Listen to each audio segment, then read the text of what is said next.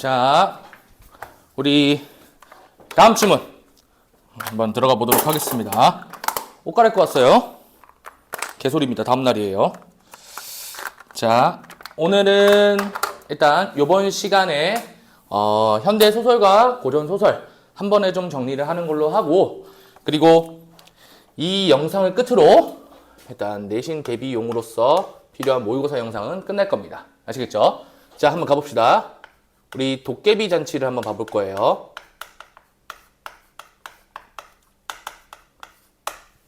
이 봐봐. 일단 이 말부터 좀 이해해야 될 것 같아. 무슨 말이냐면 도깨비 잔치라고 하잖아.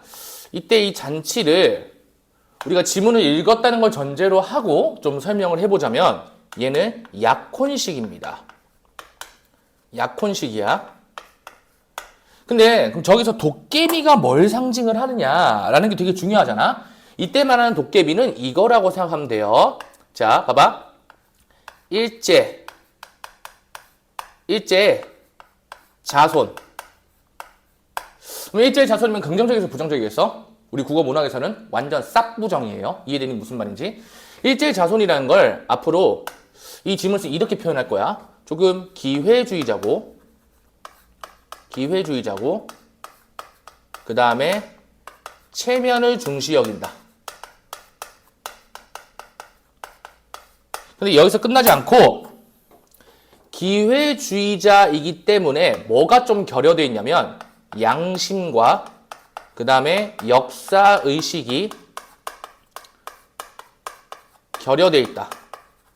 좀 부족하다는 소리예요. 이해되니 무슨 말인지?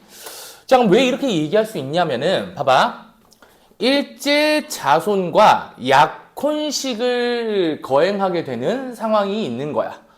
자, 그런다고 했을 때 여기에 나오는 주인공이 그 약혼식을 안 가게 되면서 그 주인공이 양심적이고 역사의식이 있는 인물로서 나중에 변모하게 되고 그쪽으로 결정하게 되거든.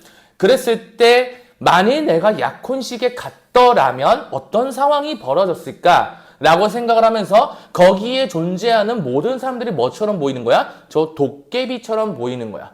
좀 허황되고 조금은 허례허식에 좀 가득 차 있는. 이해되니 무슨 말인지?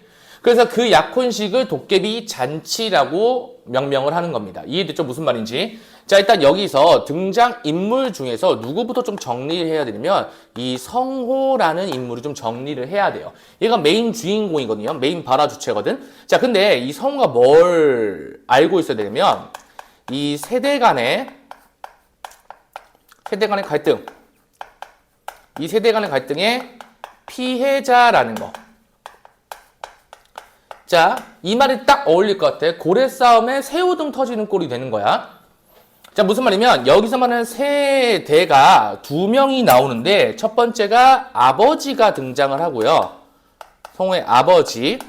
자, 그리고 두 번째로는 누가 등장하냐면 할아버지가 등장합니다. 그럼 선생님이 분필색을 한 것만 봐도 좀 알겠지. 누가 좀 부정적인 인물인 것 같아? 아버지가 좀 부정적인 인물이고, 그 다음에 누가 좀 긍정적인 것 같아? 할아버지가 좀 긍정적인 것 같아요.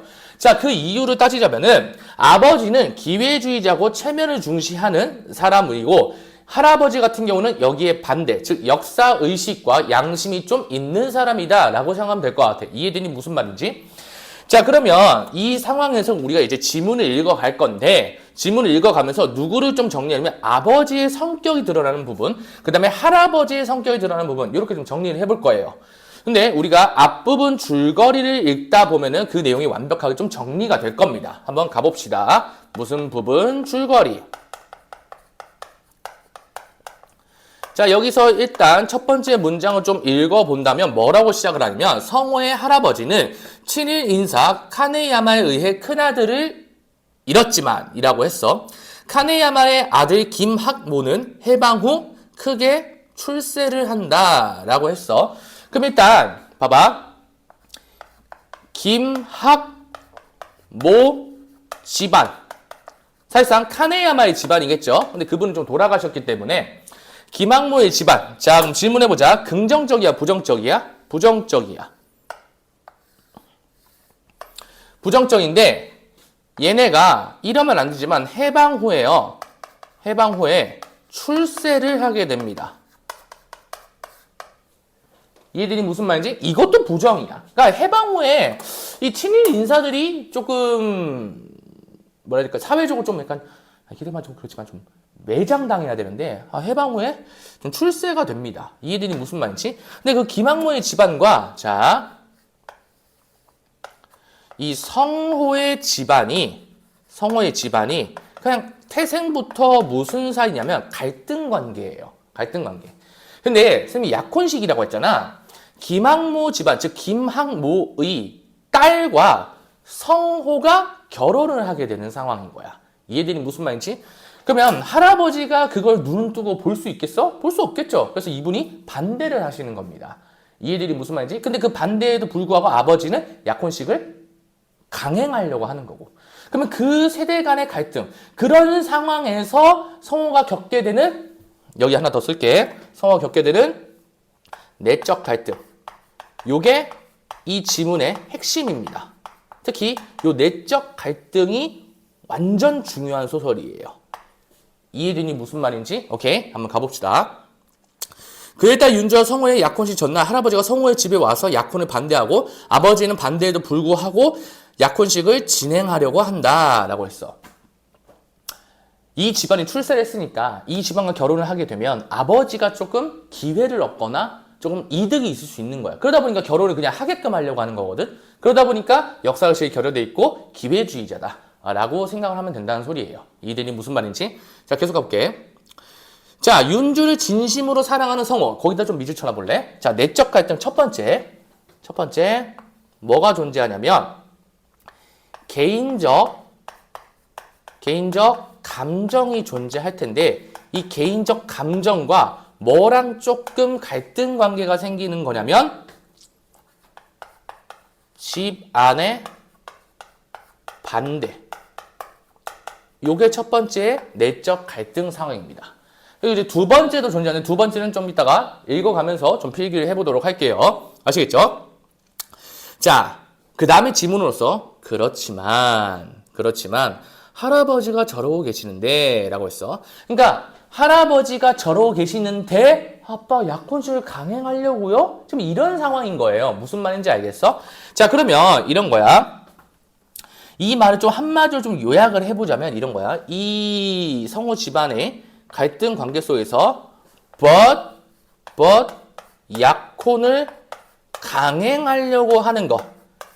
약혼을 강행하려고 하는 거를 조금 어떻게 생각하면 좋겠냐면은 선생님이 좀 선지 스타일로 좀 한번 정리를 해보도록 할게요. 자, 과거의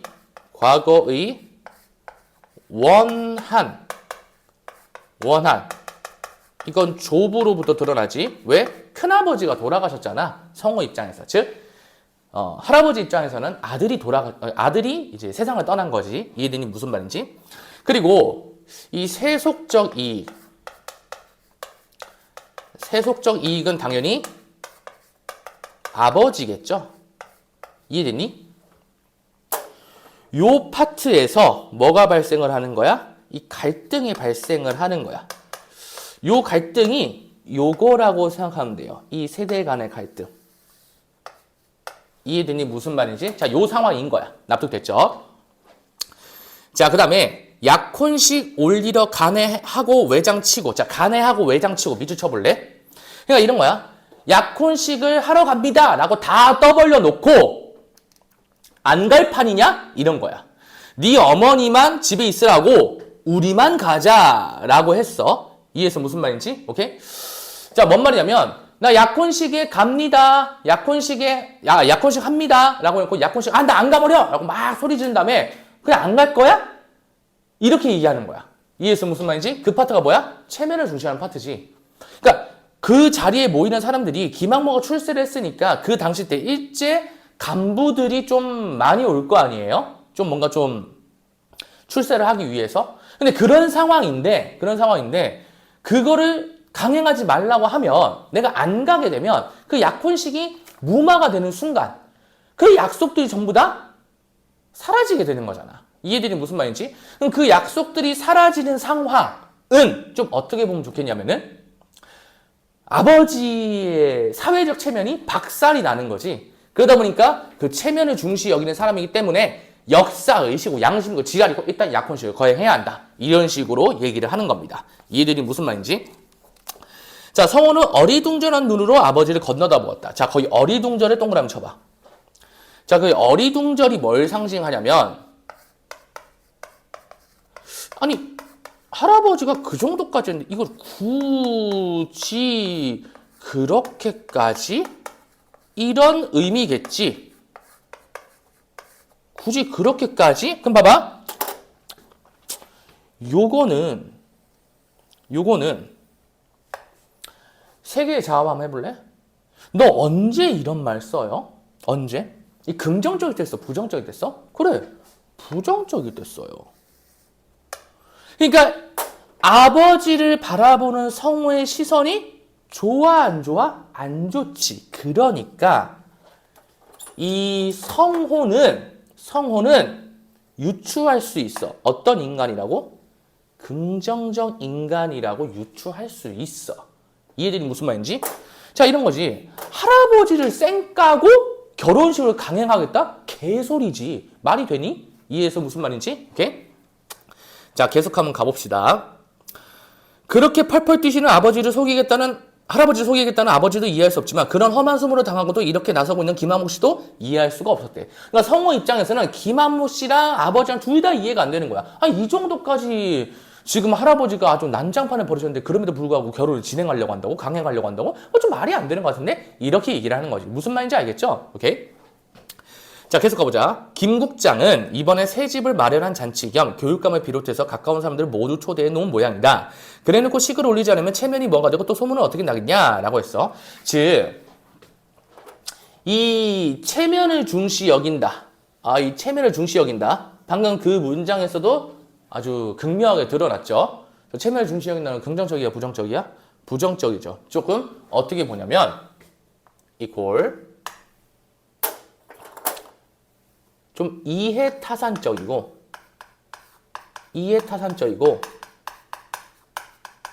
역사적 의식은 완전히 결여돼 있다는 소리입니다. 이해되니 무슨 말인지? 오케이. 성우는 짐작에 가서 고개를 돌렸다. 자, 돌렸다. 동그라미. 돌렸다. 자, 어리둥절하고요. 고개를 돌렸다. 이게 중요하죠. 고개를 돌렸다. 뭘 상징하냐면 속물성을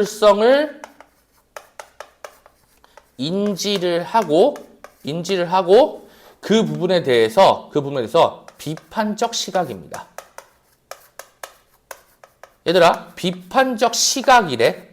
그러면 아버지에 대해서 긍정적인 감정을 갖고 있는 거야? 부정적인 감정을 갖고 있는 거야? 부정적인 감정을 갖고 있지. 그럼 속물성을 인지를 하고 제일 중요한 거, 이 비판적인 시각이라는 게 성호랑 연결된가? 성호는 긍정적이야, 부정적이야? 긍정적이다 라고 해야 될 것 같아. 성격이. 이해되니 무슨 말인지? 오케이? 자, 갑니다. 내일 12시 그대로다. 일찍 와서 오신 손님들에게 인사를 해야 한다. 그러니까 통보했죠. 그죠? 그럼 봐봐. 아버지의 성격. 이거 좀 정리해볼까? 이 아버지의 성격이 기회주의자고 뭐 등등등 붙는데 하나 더 붙을 수 있는 게 독단적이에요.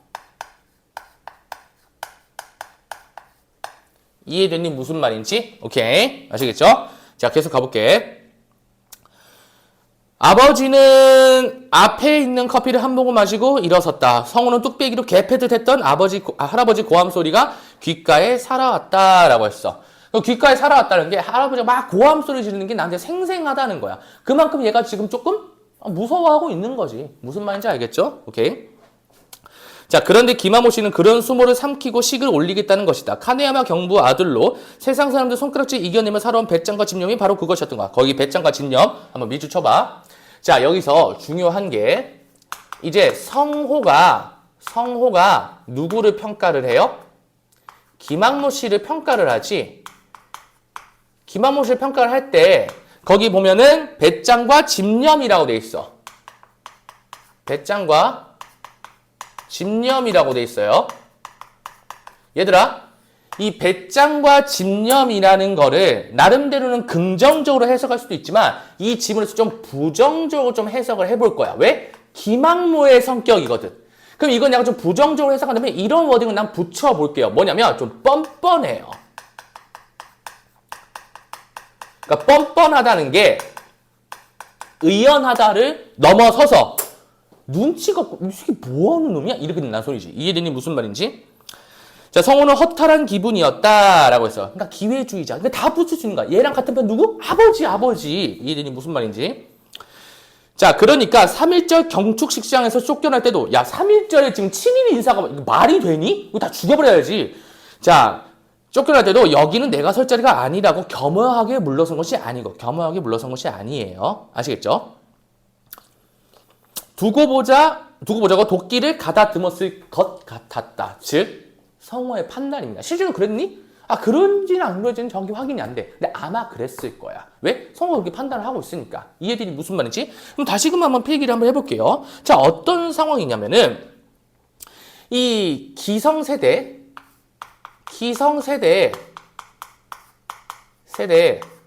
속물성.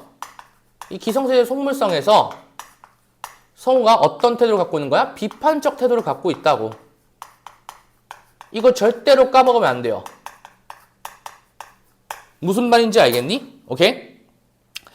자, 성우는 병원으로 가면 어찌할지 얼른 작정이 서지 않았다라고 했어. 그러면 봐봐. 이러한 비판적 태도를 갖고 있는데요. 이러니까 뭐가 발생을 하는 거냐면 내적 갈등이 유발하는 거야. 내적 갈등이 발생을 하는 거야. 자, 그럼 봐봐. 아까 전에 개인적 감정과 집안의 반대였잖아요. 요번에는 개인적 감정이 아니에요. 자, 두 번째 한번 가볼게. 이렇게 두 개 인지하세요. 그럼 뭐랑 vs냐면은 이런 거야. 자, 일단 역사 의식과 양심, 즉 할아버지를 생각을 하는 거야. 이해되니 무슨 말인지? 그 다음에 vs가 누구냐면은 아버지의 체면이에요. 그것도 부모님인데 이 아버지 체면, 만약에 이런 거지. 내가 결혼을 하게 되면 할아버지한테 구라를 치거나 아니면 할아버지를 좀 등지고 내가 결혼을 해야 되는 상황이야. 근데 그것도 탐탁지 않아서 근데 결혼을 안 하려고 하니 아버지도 사회생활을 하시는데 그 아버지의 사회적 체면도 박살날 것 같아. 그럼 거기서 굉장히 내적 갈등을 겪고 있는 거지. 이해되니 무슨 말인지? 오케이? 자, 할아버지를 속이고 여러 사람 앞에 나선다는 게 끔찍스러웠다라고 했어. 즉, 친일파와 동등한 입장에서 할아버지를 배신해야 한다는 좀 어떤 윤리적인 죄책감. 이해되니 무슨 말인지? 그 윤리적인 죄책감. 근데 그 한편으로는 만약에 내가 윤리적인 죄책감 때문에 결혼을 안 하게 된다. 즉, 약혼식을 좀 내가 파혼을 하게 된다면 아버지의 사회적 체면이 완전히 박살이 날 것 같으니까 그 사이에서 굉장한 내적 갈등을 겪고 있는 거야. 무슨 말인지 알겠죠? 너네도 아마 이런 내적 갈등, 결은 좀 다르지만 굉장히 심한 내적 갈등 많이 겪었을 겁니다. 아시겠죠? 자, 갑니다. 그러나 자기가 가지 않으면 아버지 처지는 뭐가 될 것인가? 성우는 밤새 잠을 설치고 나서도 결단을 못한 채 집으로 갔대. 자, 결단을 못한 채 집으로 갔대. 내적 갈등이 해소가 됐어, 안 됐어? 안 됐지. 이해되니 무슨 말인지? 자, 그럼 정리해보자면 도덕적인 어떤 양심과 그 다음에 사회적 체면, 그 사이에서 좀 갈등을 하고 있는 거죠. 이해되니 무슨 말인지? 근데 성우의 사회적 체면이 아니라 아버지의 사회적 체면이라는 거. 이해되니 무슨 말인지? 오케이? 됐죠? 자, 다음 가볼게. 오늘 무슨 일 없느냐라고 말했어. 자, 거기 오늘에다 동그라미 한번 쳐봐. 오늘. 자, 요 오늘이라는 시간적 표적이 굉장히 중요하거든. 이 오늘이라는 게 언제냐면요. 약혼식 당일이에요. 약혼식 날이라고 적어볼게. 그럼 약혼식 날에 신랑은 어디로 가 있어야 돼? 이거 식장에 가 있어야지. 그지? 가볼게. 오늘 무슨 일 없느냐? 아침상을 물리고 나자 할아버지가 아버지에게 물었대. 별로 없습니다. 라고 했어. 이해되니 무슨 말인지? 자, 그러면 할아버지가 아버지의 어떤 동태를 한번 떠보려고 한 거야. 이해되니 무슨 말인지? 오케이? 아버지는 얼결에 대답해 놓고도 혹시 눈치챈 게 아닌가 하는 표정이었다. 즉, 좀 거짓말을 하고 있는 상황이지. 아무 일도 없어? 예, 아무 일도 없습니다. 아버지는 겁먹은 얼굴로 대답을 이어갔대. 왜? 할아버지한테 내가 지금 그 할아버지라는 표현보다 이제 아버지 입장에선 아버지한테, 본인 아버지한테 구라를 쳐야 되는 상황이잖아. 그죠? 성우는? 하고 손자한테 물어봅니다. 저도 없습니다. 아무래도 무슨 눈치를 채는 게 아닐까 조마조마했대. 그럼 잘 됐다. 오늘 동국 영감의 탈상이다. 자, 동국 영감 별표. 요거 별표. 얘들아, 요 동국 영감이라는 사람이요. 완전 슈퍼 긍정입니다. 슈퍼 긍정. 자, 쌤이 써볼게. 얘가 전통적 지식인이야. 전통적 지식인. 이에서 무슨 말이지? 마치 뭐랑 똑같냐면요. like 독립투사야. 아, 느낌 오지? 거의 독립투사야. 이해됐어? 그래서 이분 탈상이래. 이거 돌아가셨는데 이제 3년상을 지내고 이제 끝나는 날인가 봐요. 그죠? 너희들은 초상 때도 못 갔으니 오늘 나하고 같이 가자. 성우 아버지는 깜짝 놀라 성우를 돌아봤대요. 그러니까 당황해서 돌아오신 거야. 사람이 사람 구실을 하려면 이런 인사부터 제대로 차려야 한다. 그 양반은 너희들하고는 친살부치나 마찬가지다. 작년에도 그만 일로 조문을 못 갔으니 말이 되느냐? 라고 했어. 그러니까 좀 전통적인 윤리, 어떤 도리, 그런 거 좀 지켜야 되지 않겠느냐? 그러니까 할아버지는 좀 뭐라 해야 될까? 그 역사 의식과 좀 결부되어 있는 어떤 전통적인 가치관을 굉장히 좀 중시 여기는 사람인 것 같아. 아시겠죠? 자, 갑니다. 성우 아버지는 멍청한 표정으로 할아버지를 빤히 보고 있었다. 거기까지는 하루끼리 빠듯했대. 자, 하루끼리 빠듯했다. 밑줄 쳐볼래? 자, 거기를 가면요. 그냥 한마디 요야. 뭘 못 가? 약혼식을 못 가. 이해되니 무슨 말인지? 우리 동네 월촌 영감이 집에 내려올 때마다 여기 와서 쓸 일이 있거든 자기 아들 차를 이용하려고 하도 그랬어서 어쩌냐게 전화를 했더니 오늘 아침에 차를 보내준다고 했다. 그 차를 타고 가면 편하게 다녀올 것 같다. 라고 했어. 자, 그랬으니까 성우 아버지 이마에는 땀이 보송보송 맺히고 있었대요. 좋겠다, 좋겠다, 좋겠다. 이러고 있는 거야, 지금. 이해했어? 아, 거기까지라면 일이 조금 이랬어. 그러니까 거기까지 가려면 좀 일이 조금, 내가 있는데, 그냥 편하게 그냥 별거 아닌 일이라서 편하게 얘기하려고 했는데, 속마음으로, 표면적으로. 근데 거기를 가면 내가 생각했던 그 일이 조금 문제가 될 것 같아요. 이런 식으로 지금 얘기를 하고 있는 거야, 아버지가. 그러니까 할아버지가 무슨 일인데? 물어봤어. 할아버지가 못마땅한 듯 돌아봤대. 중요한 일이 있어서요. 이렇게 얘기했어. 그러니까 다급한 그럴듯한 핑계가 얼른 잡히지 않는 것 같은다마. 아니, 친구는 다음에 만나도 될 거 아니냐? 할아버지 말에는 가벼운 노기가 서려 있었다. 근데 그것이 중요한, 자, 동그라미, 신상 문제가 돼서, 라고 해서, 신상 문제. 뭘 좀 중시 여긴다고? 체면을 중시 여긴다니까. 자, 성우는 아버지 쪽으로 자꾸 돌아가려는 고개를 손으로 붙잡듯 모르는 척 하고 있었대. 이해했어? 무슨 말인지? 그럼 봐봐. 거기 모르는 척에다가 밑줄 한번 쳐볼래? 모르는 척. 자, 이게 뭘 상징하냐면요. 일단 성호가 아버지랑 좀 거리감을 계속 드러내는 거잖아. 그지? 그래서 성우가 심리적인 거리감을 드러내는 거야. 그럼 봐봐. 심리적 거리감을 드러낸다는 건 뭘 상징을 할까? 이 심리적 거리감을 드러낸다는 건 좀 이런 걸 상징한다고 보면 될 것 같아. 즉, 궁색한 변명에 뭘 하지 못해? 동조를 하지 못해. 이해됐니? 무슨 말인지? 오케이. 그러자 아버지가 또 떠듬떠듬 말을 꺼냈대. 아마 성우도 이렇게 했어. 그러니까 성우도 좀 신상 문제가 될 것 같은데요. 그러니까 할아버지가 이제 빡이 친 거야. 뭐? 이렇게 얘기했어. 그러니까 할아버지가 발끈했다. 아니, 약혼식 날 무슨 일이 그렇게 번거롭다는 게야? 라고 했어.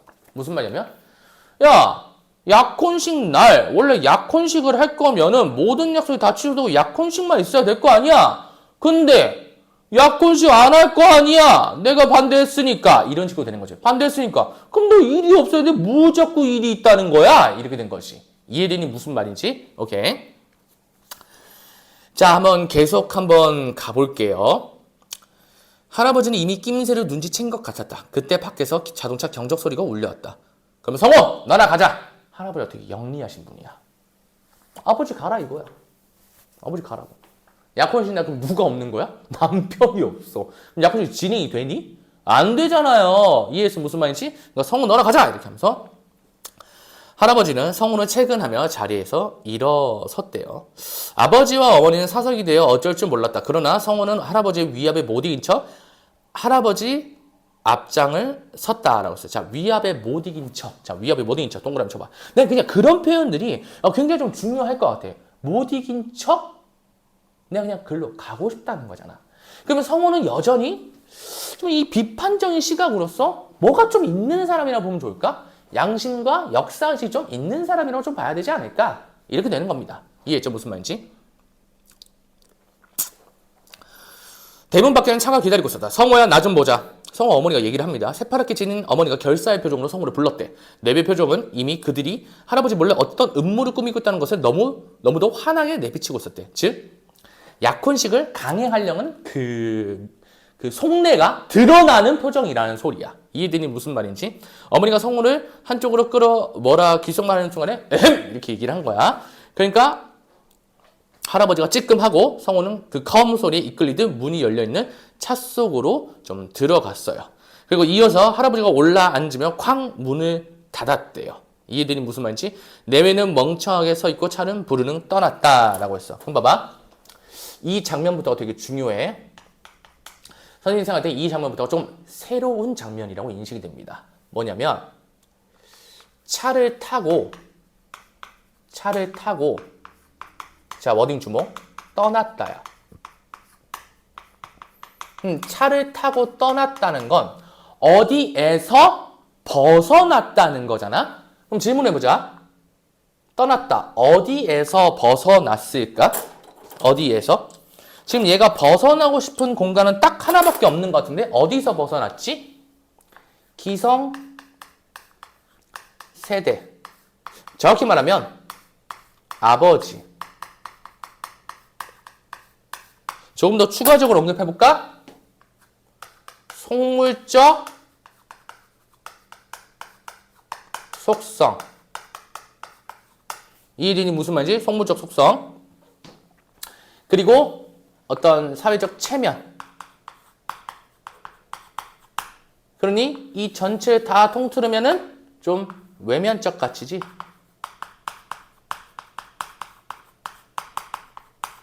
그걸 떠났다고. 이해되니 무슨 말인지? 그럼 봐봐.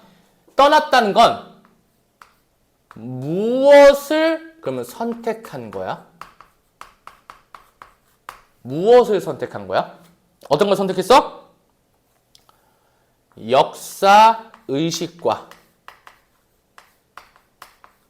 양심을 선택한 거야. 이해되니 무슨 말인지? 그러다 보니까 윤리적, 그 다음에 도덕적, 대의를 선택을 한 겁니다.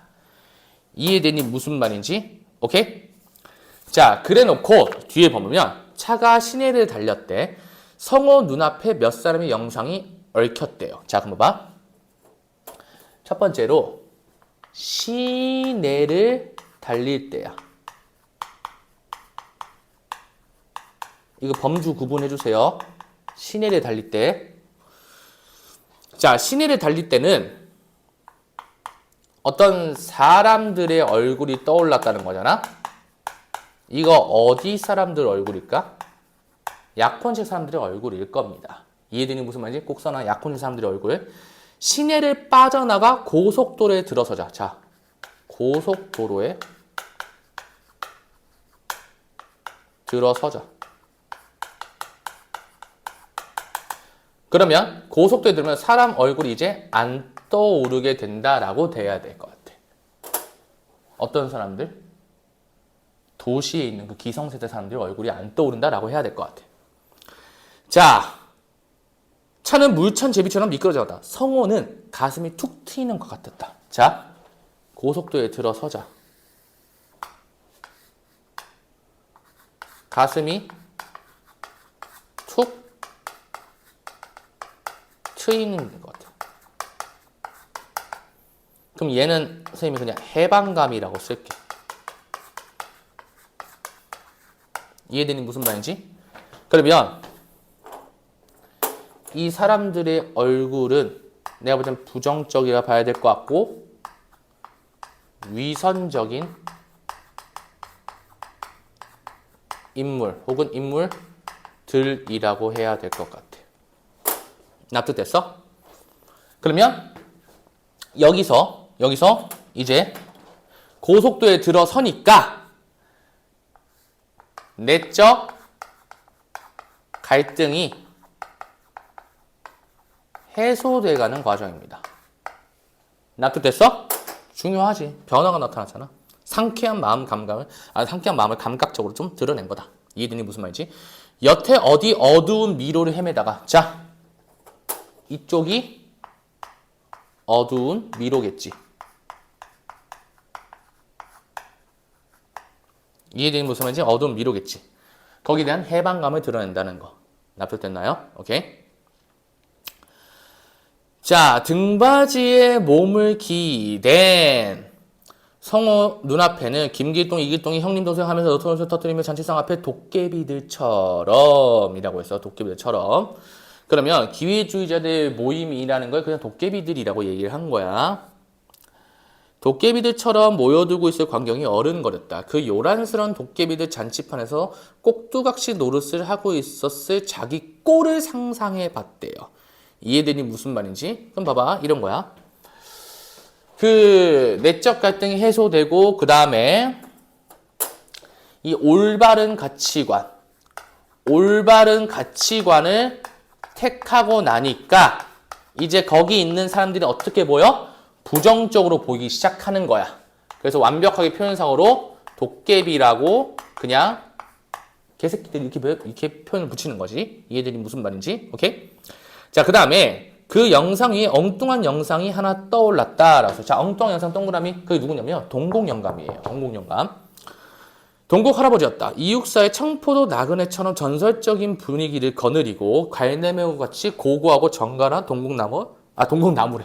동국 할아버지였다라고 했어. 그러면 그 절대 사회적 불의에 타협하지 않고 끝까지 저항하는 사람이라고 보면 될 것 같습니다. 뭐랑 좀 비슷해? 필라멘트랑 좀 비슷하거나 꽃이랑 좀 비슷하죠. 이해되니 무슨 말인지? 오케이? 자, 여기까지가 도깨비 잔치. 뒤 파트에 작품 한눈에 보기와 작품 자세히 보기 파트는 좀 면밀하게 좀 읽어줬으면 좋겠고 앞선 영상과 똑같이. 그리고 이 소설 같은 경우는 선생님이 날개 파트에 굉장히 많은 내용을 적어놨으니까 그 내용을 좀 인지하면 좋을 것 같습니다. 아시겠죠? 그 파트까지 좀 공부를 열심히 해보세요. 아시겠죠? 그러니까 이게 사실 이 소설 같은 경우는 그냥 읽으면 돼. 읽으면 되는데 너네가 되게 무서워해서 그래. 무서워해서. 아시겠죠? 자, 일단 지우고 다음 기막공전 한번 가보도록 하겠습니다. 아시겠죠? 자, 같이 갑니다. 자, 기막공전 같은 경우에는 일단 고전 소설이잖아. 그죠? 그러면 고전 소설이라고 한다면 우리가 절대 까먹어서는 안 되는 사실이 하나 있어. 고전 소설이기 때문에 고전이기 때문에 뭐가 존재한다는 걸 알아야 돼? 정형성이 존재한다는 걸 알아야 돼. 여기서 말하는 정형성이라는 건 주제라고 볼 수도 있겠고 아니면 내용을 전개하는 방식이라고 볼 수도 있을 것 같아. 근데 소설이다 보니까 선생님이 어디에 좀 주목을 했었냐면은 내용 전개 방식에 좀 주목을 했었던 것 같습니다. 이해되니 무슨 말인지? 오케이? 그럼 봐봐. 얘가 정확히 얘기하자면 애정소설이거든요. 애정소설. 그러니까 굳이 따진다면은 애정소설 좀 들어와야 될 것 같은데 좀 뭐랑 좀 결이 비슷하냐면 이생유장전이랑 좀 비슷하거든요. 이해되니 무슨 말인지? 결이 좀 비슷한데 자 봐봐. 특히 이 파트는 좀 뭐가 드러나냐면 혼사 장애 모티프가 드러나는데요. 요거 좀 디테일하게 조금 얘기를 해볼게. 여기서 말하는 혼사 장애에 영향을 주는 게 뭐냐면요. 사회가 영향을 줍니다. 일단 첫 번째 사회. 이해되니 무슨 말인지? 여기는 누구 때문에 그러냐면 노비들 때문에 그래요. 노비들 때문에. 자, 그리고 두 번째는 뭐냐면 사별이라는 포인트가 있습니다. 사별. 이해되니 무슨 말인지? 자, 요 두 포인트가 너네가 공부를 할 때 혼사장애 모티프로서 드러날 수 있는 케이스라고 좀 생각하면 좋을 것 같아. 이 사회랑 사별 요거 때문에 학공이가 별선이랑 얘기를 해버렸네. 학공이 와이프가 별선이거든. 별선이와의 사랑이 좀 깨지게 됩니다. 이해되니 무슨 말인지 그걸 좀 중점적으로 읽으면 좀 좋을 것 같아요. 자, 일단 봐봐. 선생님이 그 타임라인을 조금 얘기를 해주자면은 일단 주제를 얘기를 해야 되는데 일단 주제부터 쓰고 좀 시작을 해볼게. 그래서 얘는 왜 주제를 먼저 쓰고 시작을 하나요? 라고 그러면 주제와 더불어서 선생님이 타임라인을 조금 얘기를 해줘야지 편하게 좀 읽을 수 있을 것 같아. 납득되죠? 무슨 말인지. 그럼 일단 주제는 뭐냐면은 주인을 배신한 노비 있지, 노비를 징벌하는 거야. 그래서 약간 뭐랑 좀 비슷하냐면요. 권선징악이랑 좀 비슷해요.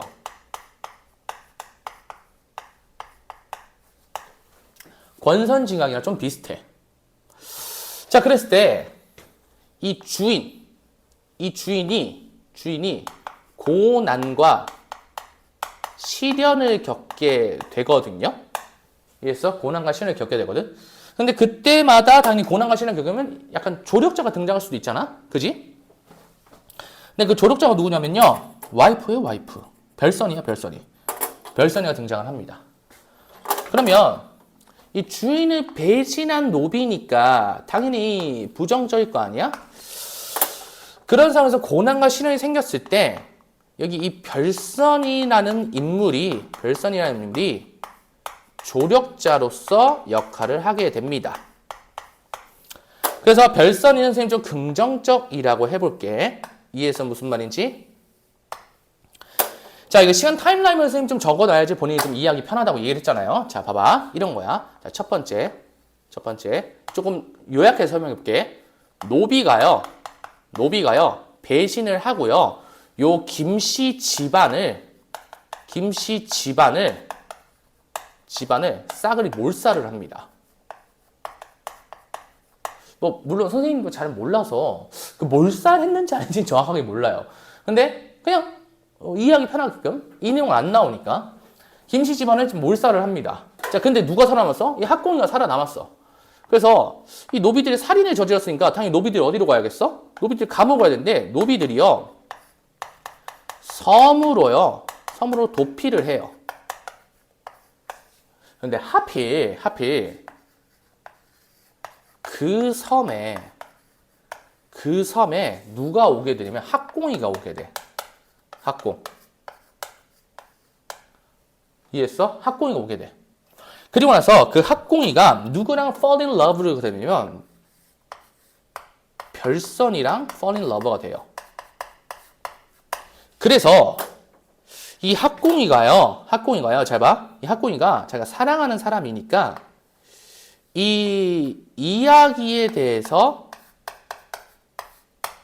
자기 집안에 대한 이야기에 대해서 얘기를 해주고 자기 정체를 정확하게 얘기를 해줍니다. 근데 이 네 번째, 여기 개사고예요. 선생님이 작품 자세히 보기도 적어놨는데 이 별선이의 어머니, 즉 장모가 이거 엿들은 다음에 입방정을 떨어요. 입방정을 떨어서 그 섬에 있는 노비들이 학공이를 인식을 하게 됩니다. 그럼 어떻게 하려고 하겠어? 죽일라 할 거 아니에요. 그래서 잔치를 만든 다음에 죽여버려야지 하고 잔치에 학공을 초대하고 나서 다시 집에 돌아온 상황부터 지문이 시작이 됩니다. 이해되니 무슨 말인지 한번 가보자잉. 집으로 돌아오니 별선이 학공의 손을 잡고 말하기를 오늘 잔치에서 무엇이라 하더이까? 학공이 눈물을 흘리며 하는 말이 나를 죽이자 하니 어인 말인고 라고 했어. 봐봐. 그 잔치가 실질적으로는 뭘 위한 거냐면 학공이를 살해하려는 의도가 있는 잔치였어. 이해해서 무슨 말인지? 그래서 정말 레전드 인물. 그래서 이 별선이가 술 적당히 마시세요. 적당히 마시세요. 라고 조언을 합니다. 가기 전에. 그래서 이 사람이 진짜 술을 적당히 마시고 와요.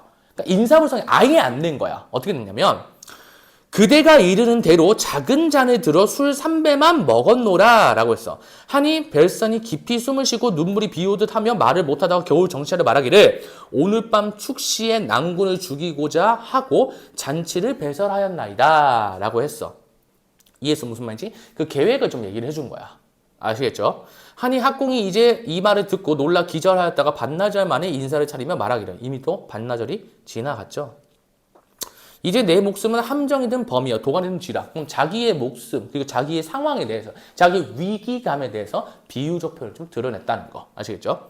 모친과 동생의 원수를 갚지 못하고 속절없이 죽게 되었다. 그래서 가문의 복수, 억울함을 풀지 못하고 죽게 된다는 그런 한탄, 그좀 무력감 그런 걸 좀 드러내는 억구라고 생각하면 됩니다. 하고 하늘을 우러르고 땅을 치며 통곡을 한대요. 이해되니 무슨 말인지? 오케이? 그럼 봐봐. 거기 선생님이 써놓기도 했지만 모친 혹은 뭐 등등등 이게 가문이지. 가문. 이 가문의 복수. 요 가문의 복수가 어떻게 작용하게 되냐면 이 가문의 복수가 학공이의 삶에 나름대로 정당성을 부여해요. 그러니까 저걸 갚아야 되니까 학공이는 어때야 돼? 무조건 살아야 돼. 이해되는 무슨 말인지? 오케이? 조선시대는 무조건 이런 사람 살아야 돼요. 왜요? 원수를 갚아야지. 권선징악 해야지. 이해되니 무슨 말인지? 오케이?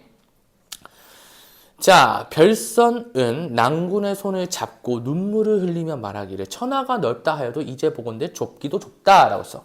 그럼 봐봐. 그 파트에서 우리가 좀 이해하면 좋겠는 게 천하가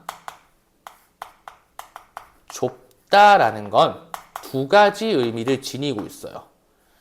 자, 천하가 좁다라는 건 첫 번째로 좀 뭐라고 인지하면 좋겠냐면은 이런 거야.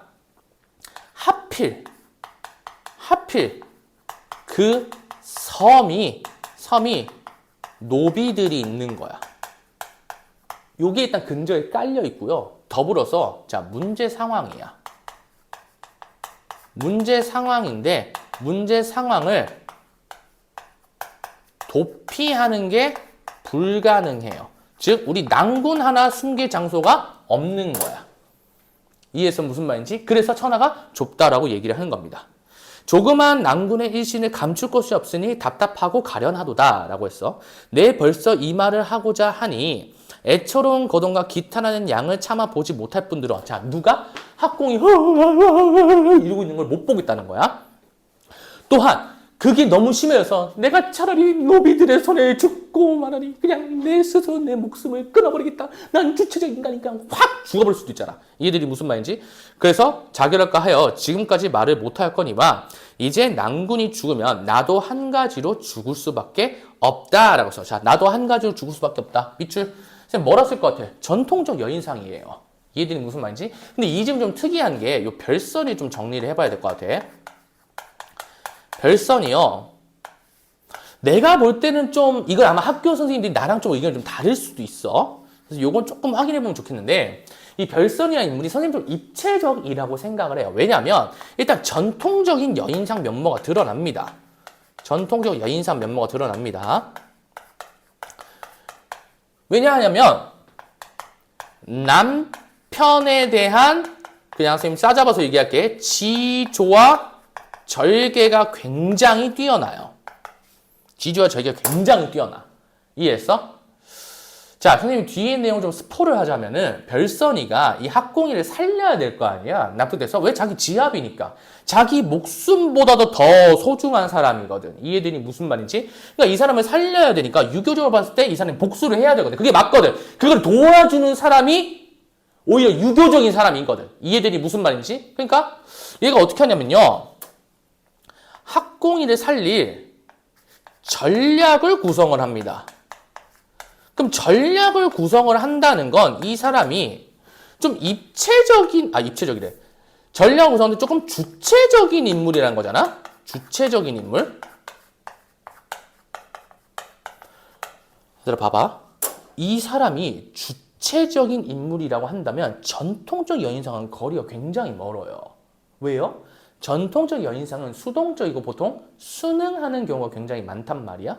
근데 얘가 주체적인 인물로서 무언가 행위를 막 주도하는 상황을 보여. 그러면 행위를 막 주도한다는 건 전통적 여인상에 가까워하는 멀지. 그러니까 요 두 가지 성격이 다 드러나는 것 같아서 난 입체적이라 보는데 작품의 전반적인 전체 내용을 본다면 이게 압도적이야. 이해해서 무슨 말이야? 이게 압도적이야. 주체적 인물이. 그러다 보니까 그냥 굳이 막 입체적이냐? 그냥 이걸로 쭉 가면 되지. 이런 식으로 생각할 수 있는 선생님들도 계시기 때문에 선생님은 이 두 가지 면모가 다 드러난다는 걸 계속 보여주기만 할게요. 입체적이라는 표현은 그래서 아마 애매해서 안 내지 않을까 싶습니다. 이해했죠? 계속 가볼게. 만약 나온다고 한다면 학교 선생님이 견해를 따라야 되지 않을까? 요거는 진짜로 좀 선생님이 생각해도 그러니까 단정지어서 딱 잘라서 얘기가 좀 애매해. 이해되니 무슨 말이지? 선생님이 이 정도라고 한다면 학교 선생님도 분명히 고민을 되게 많이 하실 거야. 납득됐죠? 오케이? 자, 계속 가볼게. 자, 지금까지 말을 못하였거니와 이제 낭군이 죽으면 나도 한 가지로 죽을 수밖에 없다 하며 불쌍토다 우리 낭군 가련하다 나의 일이. 나도 불쌍하다 이거야. 답답하고 가련한 이 서름을 어찌하면 좋단 말인가. 인제 가면 어느 때나 다시 올까.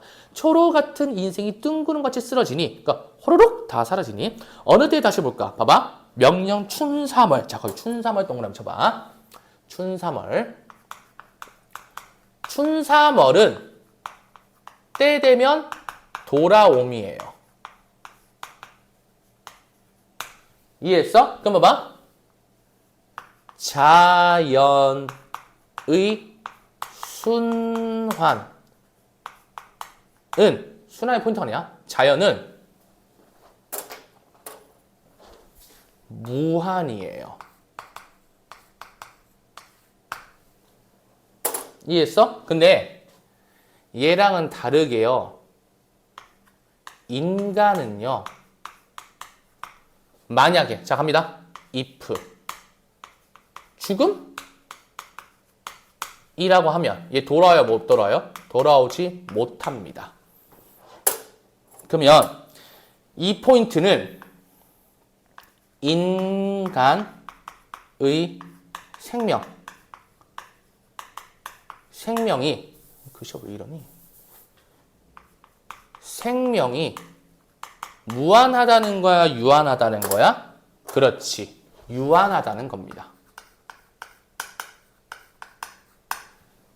이해됐나요? 이거 유한하다는 소리야. 됐죠? 오케이? 그래서 자연과 인간을 대비를 하면서 결론적으로는 뭐를 극대화할까? 요게 슬픔을 극대화한다. 그래서 부정적 상황이라서 선생님이 보라색으로 했습니다. 이해되니 무슨 말인지? 오케이. 불쌍한 우리 놈은 오늘 밤에 죽게 되면 황천에 다시 만나볼까? 지문입니다. 서산에 지는 해는 명월이면 보련만은 답답하고 원통하도다. 즉, 아니 해 지면 내일도 해 볼 수 있는데 자연이 이렇게 돌아오는데 우리 낭구는 이제 가면 못 보잖아요. 그죠? 그러니까 너무너무 속상하다 이거야. 오늘 밤이 죽을 때일세 서른지고 아깝도다. 서산의 해 진이 동력에 돋는 달이 동창에 비쳤다. 자, 달이 동창에 비쳤다. 이제 뭐가 다가오는 거야? 죽음이 다가오는 거야. 그러니까 긴장감 막 유발되지. 어리운 듯 밤이 되면 이제 할 수 없이 죽겠구나. 자, 체념과 슬픔이 드러나죠. 한탄하며 지내노니 학공이 울며 하는 말이 명명하신 하느님을 굽어 살피소서. 가련한 학공이 오늘 밤에 노비손에 죽나이다. 그러니까 뭔가 좀 이제 절대자에게 약간 기원하는 상황이지. 이해되니 무슨 말인지? 근데 봐봐. 얘들아, 갑자기 생각이 났네. 이 주인을 배신한 노비라고 하잖아. 그러면 이 상황은 신분제가 제대로 유지되는 거야, 안 되는 거야? 안 되는 거지. 그래서 신분제가 붕괴되는 현상이 나타나고 있다라고 얘기를 할 수 있을 것 같아. 무슨 말인지 알겠죠? 오케이. 자, 이같이 죽은들 뉘라서 불상타 하오리까 라고 해. 자, 이제 다음 장. 거의 끝나갑니다. 하며 애통하니 별선이 학공의 손을 잡고 말하기를 낭구는 너무 서러워 마옵소서. 어머님도 야속하고 야속하지. 왜 어머님이 야속하고 야속해? 장모님 뭘 떨었어? 아우 제기라 이 입방정을 떨었다니까. 입방정을 떨어서 누가 뭘 인식해버려? 노비들이 학공을 인식을 해요. 학공을 인식을 해버려. 이 개사고지 이게. 이해되니 무슨 말인지? 오케이. 그 말을 못 참던가. 이징역이 되었단 말인가. 전생 차생 무슨 죄로 우리 둘이 만나는 거. 임 없으면 나 못 살고 나 없으면 임 못 살지. 임 죽으면 내가 어찌 살까라고 했어. 이해했어 무슨 말인지? 그래서 전생 차생 동그라미 쳐봐. 이 자기의 현재 상황이 전생에 무슨 일로 우리가 만나는가. 보통 전생에 연이 있었다라고 하는 그 가치관은 보통 불교에서 드러나는 가치관이야. 연기설. 이해되니 무슨 말인지? 오케이. 하며 서로 붙들고 슬피 우니 눈물이 비오는 듯 하는지라. 별선이 자탄하는 말이 무슨 일로 우리 두 사람의 연분이 맺어 나만 믿고 있다가 이 지경이 되었단 말인가. 오늘 밤에 죽는 것이 모두 내 탓이라. 봐봐 이거야. 이 전통적 여인상이 드러나는 이유가 뭐냐면은 학공의 위기에 대해서 이 별선이라는 인물이 슈퍼긍정이야. 별선의 인물이 책임감을 가져요. 레전드. 책임감을 가져요. 이해했어? 오직 내 몸을 바꾸어 죽을 것이니 낭군은 조금도 염려 마옵소서. 지저저에게. 학원의 학공이라는 말이 아니 죽음도 다 각기 몫이 있는 건데 바꾼다는 게 무슨 말이야? 당신 목숨 나한테 준다는 거야? 뭐야? 이렇게 된 거지. 이해했어? 무슨 말인지? 자, 무슨 말이냐면 봐봐.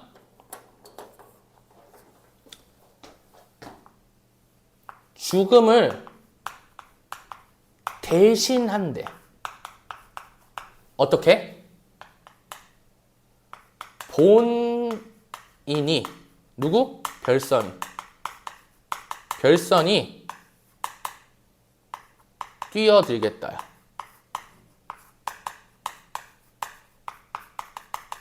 어디로? 악의 구렁텅이로. 이해되니 무슨 말인지? 오케이? 자, 가보자.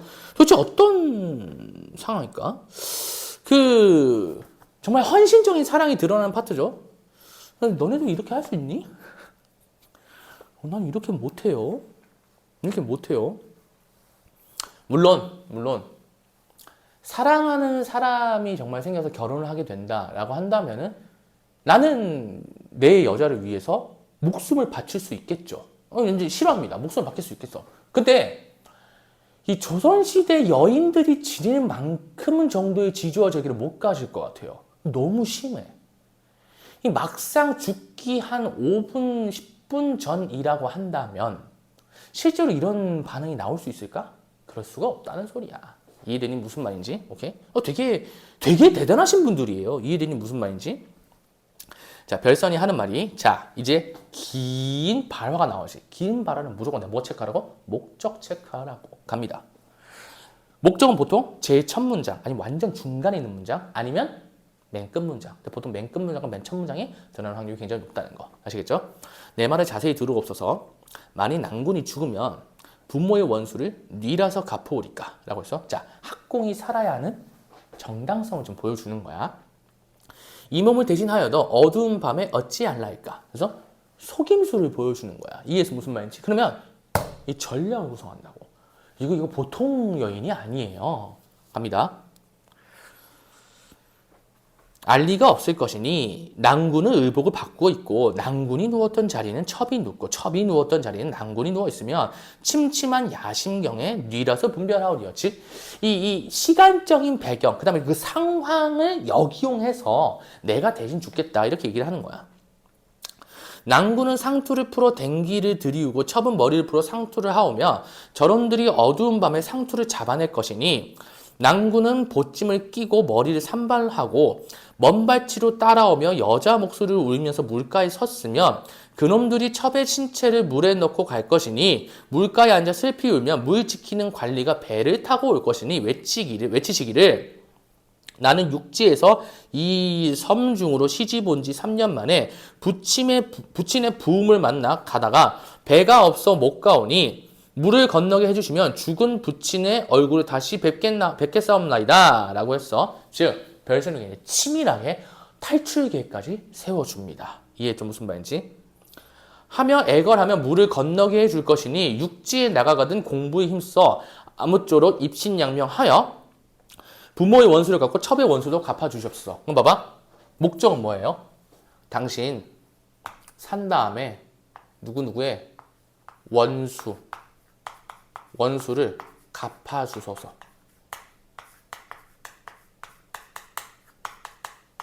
그러니 뭐 해달라고? 탈출해주세요.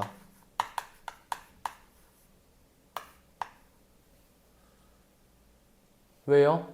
부모의 원수 갚아야 되니까요. 원인. 이해되니 무슨 말인지? 오케이? 그렇게 하면서 이 사람이 굉장히 치밀한 계획을 보여줍니다. 자, 그 다음이 이제 중략 부분 줄거리인데, 선생님이 솔직하게 이 중략 부분 줄거리, 이거 출제자가 잘랐을 거 아니에요? 그죠? 나 이 출제자 약간 좀, 걔 쌉티인 것 같아. 이 죽으러 가는 길의 장면들 좀 보여줘야 되지 않을까? 근데 중략 부분 줄거리 봐봐. 별선은 학공의 목숨을 구하고 대신 죽는다. 이 죽음을 한 줄로 끝냈어. 아, 이게 말이 되냐고, 이게. 학공은 황승상의 양아들이 되고, 황승상의 권위로 새로 장가를 가게 된다. 시방세. 새로 장가를 가게 된대. 그럼 봐봐. 이 별선이가요. 나 이거 부정이라 보지 않을 거야. 별선이가요. 뭐가 되냐면요. 원혼이 됩니다. 원혼.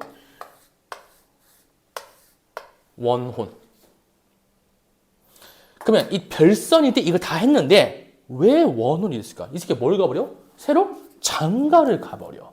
이해했어? 자, 다음. 어느덧 기리를 당함에 라고 했어. 자, 무슨 말이면 이제 결혼식 당일날 온 거야. 이제 수업을 하고 있는데 개 짜증나네. 별선의 생각이 더 간절한지라. 야, 이거 되게 웃긴 게 이 결혼식 당일이야. 결혼식 당일. 얘들아, 이 결혼식 당일인데 누구 생각이 간절해? 별선 생각이 간절하대요. 이거 너무하지 않아요? 별선 생각이 간절하대요. 시방세. 존나 짜증나요. 그럼 봐봐. 이거를 선생님이 절대로 긍정이라 해줄 수가 없어. 별선 생각이 간절하다는 게 얘 입장에서는 뭔가 좀 내적 갈등이 나타나는 거거든. 실제로 부정이기도 하고 내적 갈등이 나타나는 거거든. 결혼식은 해야겠고 별선이 생각나고 저기 두 여자 지금 생각하는 거잖아. 말이 안 되죠. 납득되니 무슨 말인지? 위의를 가지고 예석에 이르니 신랑의 늠름한 풍치와 신부의 아름다운 태도는 가위 친정 배필이라 라고 했어. 그럼 봐봐. 겉으로는 완벽한데 학공이 속마음에는 별선이를 잊지 못하고 있는 상황인 거지.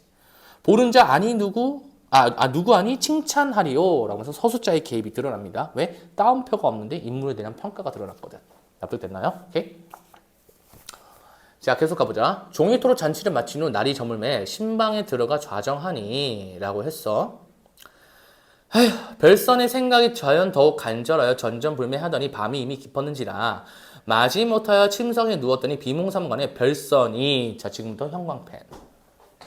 이게 나름대로 죽음을 초월한 사랑이거든요. 그러니까 좀 이생겨랑 좀 비슷하다고 얘기를 하는데 좀 결이 좀 달라요. 왜 결이 다르냐면요. 이 새끼 얘 새롭게 장가를 가버려. 이건 좀 진짜 좀 아닌 것 같은데. 자, 근데 이제 별선이가 젖은 몸으로 옵니다. 봐봐. 젖은 옷을 입고, 그러니까 젖은 몸으로 오는 거야. 왜 이 상황일까? 이거 물에 빠짐이잖아. 근데 나는 솔직히 만약에 이렇게 오면 난 지릴 것 같거든? 속으로 좆됐다면서 난 지릴 것 같거든. 야, 이거 생각해봐. 이거 되게 무서운 상황이야. 약간 빠밤. 근데 갑자기 젖은 몸으로 물 뚝뚝 흐른다 그 모습으로. 난군 별선이 왔어요. 이런다 생각해봐. 야! 너무 무서워요. 이해되니 무슨 말인지? 오케이? 계속 가볼게. 별선이 젖은 옷을 입고 들어와 낭구를 붙들며 낭루하며 말하기를 이라고 해서 개새끼야 이러면서. 이해되니 무슨 말인지? 오케이? 그랬을 때 이거를 그러니까 좀 정상적으로 좀 얘기를 해보자면 이 젖은 옷을 입고 별선이 등장을 하는 거는 그냥 이렇게 좀 생각해 주세요. 별선 등장하는 거는 우리 조금만 좋게 봐줘볼까? 극심한 그리움, 그 다음에 죄책감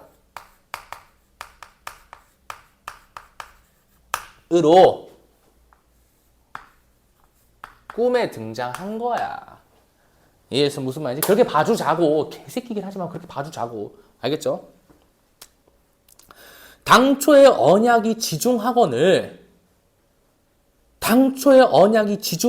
시방새야 이다지 허사가 될 줄 어찌 알았으리요. 이 방이 누구 방이라고 누웠냐? 너 지금 어디 방에 누워있느냐? 나 같은 박명한 원호는 주야로 낭군 생각이 간절하여 잊지 못하였더니 낭군은 좋은 시를 다시 만나 숙녀를 취하여 이 같은 혼배가 생각하지 아니하시니 어찌 슬프지 아니하오리까? 라고 했어. 원망 드러나는 겁니다. 이건 100% 원망이에요. 이해되니 무슨 말인지?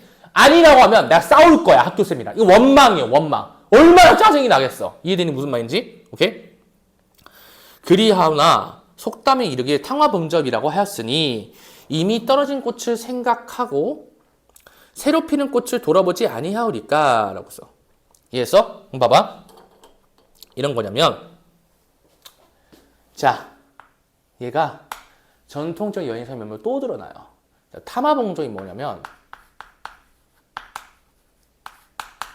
벌과 나비가 꽃을 탐한다는 거야. 이해했어? 근데 봐봐. 내가 해석을 두 가지 다 해도 똑같이 돼요. 꽃이 낭군이잖아? 그럼 낭군이면 나비랑 벌이 꼬일 수밖에 없다는 소리고 꽃이 여인들이잖아? 그러면 낭군이 꽃을 찾아 돌아다닐 수밖에 없다고. 이해해서 무슨 말인지? 그러면 이런 거야. 탐화봉접을 통해서 어쩔 수 없는